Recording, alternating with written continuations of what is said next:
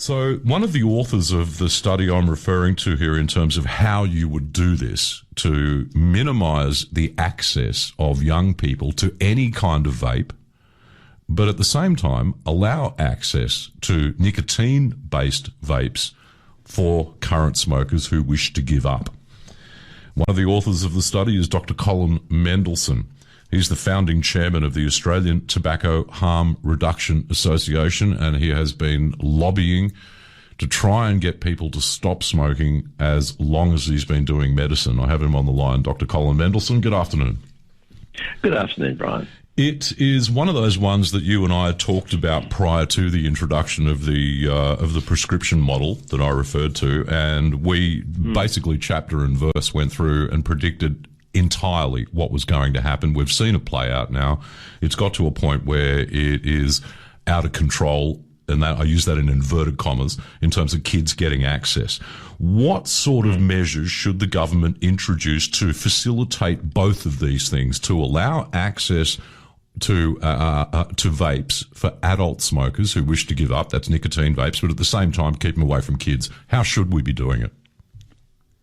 Well, look, your introduction was absolutely spot on.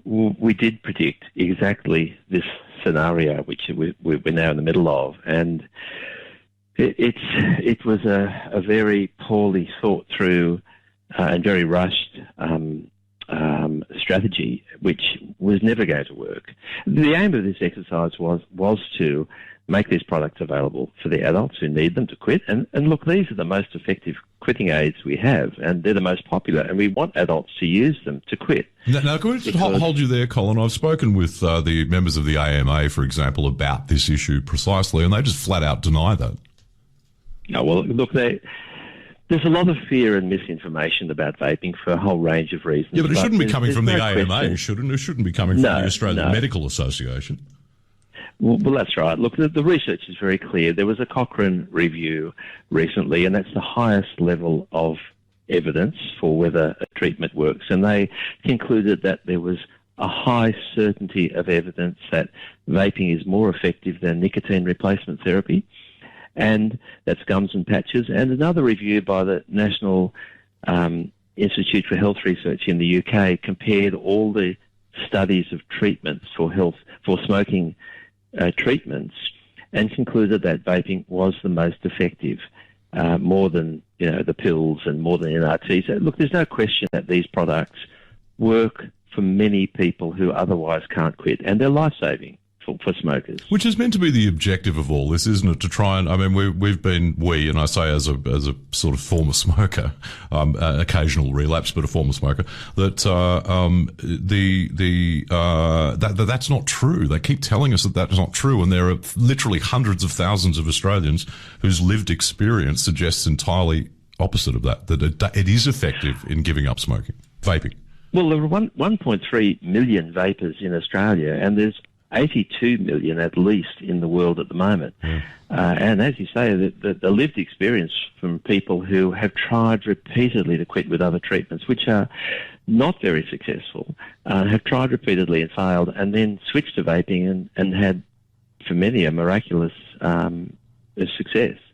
So we know it works, not just from the clinical trials, but from just talking. And I've spoken to thousands of vapers, and I've helped many thousands to make that switch. And as I say, for many of these people, it's life-saving. Many people said, I never thought I'd be able to quit. I thought I'd smoke until I died. Yeah. And people are often quite surprised at how effective vaping is. Okay, so the evidence is pretty clear now that vaping does work to assist people to get off the evil cigarettes. The problem we've created is the current model, the prescription model, makes it prohibitively difficult for smokers to access properly produced to a standard, to a set of standards. So it's pure. It doesn't have any rubbish in it. It's got no heavy metals and all that sort of stuff. You know what I mean? We know what's in it. How do we make sure that smokers can easily access that? But we've got this commensurate problem with the kids getting hold of it. This is the issue, isn't it? How do we do that? Yes. Look, the problem isn't vaping. The problem is the way we've regulated it. We've regulated it in a way that has made it so difficult for adults to access these products that the black market has sprung up and is providing freely unregulated, dodgy products to children and to adults. And it's just too difficult for adults to find a doctor who'll write a script, to find a pharmacy who'll dispense it. And so that they just all go to the black market, and the black market sells freely to kids. So what we need to do is introduce a model which they use in the United Kingdom, in New Zealand, and which is working really well, where you have these products restricted by sale to adult smokers to help them quit. So you have regulated products that are high quality and safe, and they're available to adults in retail outlets where there's strict age verification, and kids can't buy them. And people will go to retail outlets. If there are regulated legal products, most surveys show that people say, I would go to a retail outlet which is licensed, which is selling approved quality products, which have to be approved before they're allowed on the market. And if they do that, the black market will diminish and will largely be replaced by the legal market. I mean, one thing we know from experience is you can't eliminate the black market except by replacing it with a legal, regulated market. We've seen that but what you can do, Colin, and I'm looking at a news story from today, the shouty headline, huge bust of illegal vapes in Sydney. It's almost like a heroin bust or a cocaine bust. Three Sydney-based companies face fines of $66,600 for the alleged unlawful importation of more than 100,000 nicotine vaping products. Drop in the ocean, isn't it, ultimately? A drop in the ocean, exactly. I mean, these get the big headlines, and we see this all the time with heroin and cocaine, but it makes no difference to the long-term supply of these products. No, that's true too. I mean, the black market, if there's a wish for people to use these products, and there is with vaping, and with good reason, the black market will always be one step ahead of us, and they'll find other ways to get these products in. And we know that the criminal gangs are largely behind this. There's such a lot of money to be made from vaping, and there's no tax to the taxpayer. There's no control over quality or safety, and it's just creating more risk for people. By contrast, and I'll finish on this, Colin, with the hope that the federal government has listened to some of the sensible arguments being made from your side of this equation.